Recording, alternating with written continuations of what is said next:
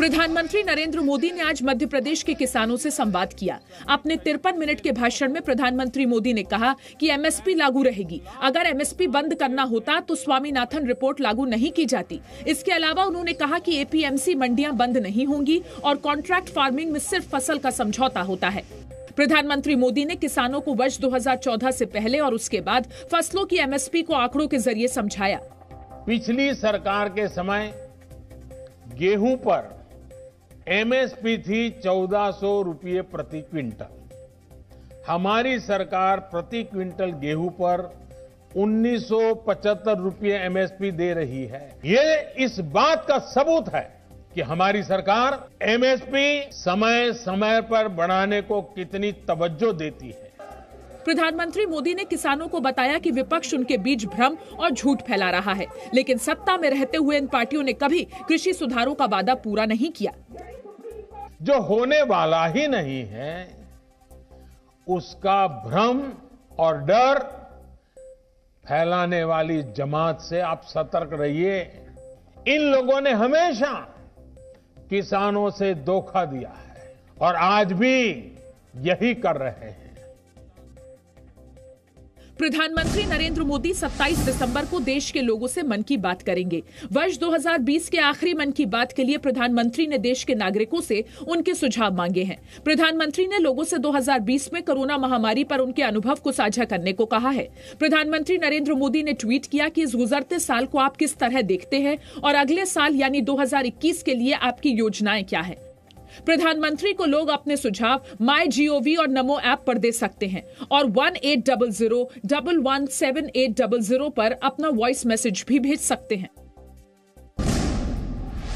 पश्चिम बंगाल में मुख्यमंत्री ममता बनर्जी की पार्टी तृणमूल कांग्रेस को आज एक और बड़ा झटका लगा है। बैरकपुर से विधायक शीलभद्र दत्ता और टीएमसी के अल्पसंख्यक सेल में महासचिव कबीरुल इस्लाम ने पार्टी से इस्तीफा दे दिया। हम कल रात में मेल में भेजा दिया, अभी सुबह लेटर भी भेज दिया। अभी ग्रांटेड हुआ है आपका वो रिजिग्नेशन ग्रांटेड हुआ कि नहीं हुआ कि कोई क्वेश्चन है? अभी आए जब डिसीजन लेगा कुछ करने का तब बोल देंगे। इनसे पहले नंदीग्राम से विधायक शुवेंदु अधिकारी और पांडेश्वर से टीएमसी विधायक जितेंद्र तिवारी ने भी पार्टी छोड़ी थी। बीजेपी के राष्ट्रीय महासचिव कैलाश विजयवर्गीय ने जी न्यूज से खास बातचीत में कहा कि शुवेंदु अधिकारी कल बीजेपी ज्वाइन कर सकते हैं। शुवेंदु अधिकारी कल ज्वाइन हो सकते हैं, अभी उन्होंने इच्छा प्रकट की है। फोन आ रहा है, जरा सूची आप भेज दीजिए, उसके बाद जब हम यस कहेंगे उसके बाद ही उन्होंने इच्छा प्रकट की है। पश्चिम बंगाल विधानसभा के स्पीकर ने शुवेंदु अधिकारी का इस्तीफा नामंजूर कर दिया है।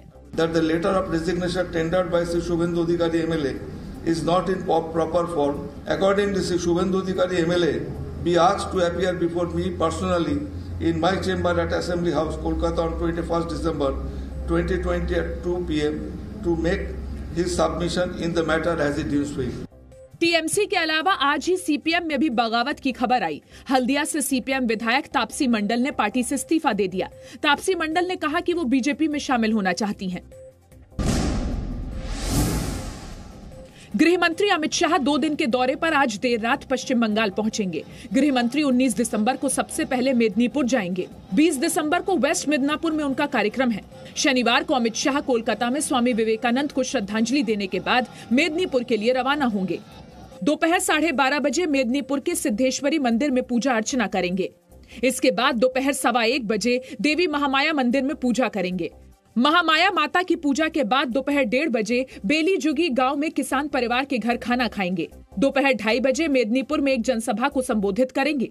गृह मंत्री 20 दिसंबर को वेस्ट मिदनापुर में विश्व भारती यूनिवर्सिटी में आयोजित कार्यक्रम में हिस्सा लेंगे। पारुल दंगा में हनुमान मंदिर दर्शन के बाद बोलपुर चौरस्ता तक रोड शो करेंगे। गृह मंत्री अमित शाह के बंगाल दौरे से पहले सीआरपीएफ ने पश्चिम बंगाल के डीजीपी को चिट्ठी लिखकर सहयोग मांगा है। शाह के बंगाल दौरे पर विरोधी दलों के कई नेता बीजेपी में शामिल हो सकते हैं। पश्चिम बंगाल में बीजेपी अध्यक्ष जेपी नड्डा की सुरक्षा में चूक मामले पर गृह मंत्रालय और पश्चिम बंगाल के मुख्य सचिव और डीजीपी के बीच अहम बैठक हुई। वीडियो कॉन्फ्रेंसिंग के जरिए हुई ये मीटिंग करीब 1 घंटे तक चली। सूत्रों के मुताबिक गृह मंत्रालय ने दोनों अधिकारियों से पश्चिम बंगाल की कानून व्यवस्था को लेकर चिंता जताई। जवाब में बंगाल के डीजीपी और मुख्य सचिव ने कहा कि राज्य में कानून व्यवस्था कायम करने के लिए पुलिस बल पूरी तरह से मुस्तैद है। जहां तक जेपी नड्डा के काफिले पर हमले का सवाल है तो पुलिस मामले की जांच कर रही है। इसके बाद केंद्रीय गृह सचिव ने गृह मंत्री अमित शाह के 2 दिन के बंगाल दौरे को देखते हुए दोनों अधिकारियों से सुरक्षा के पुख्ता इंतजाम करने के निर्देश दिए हैं।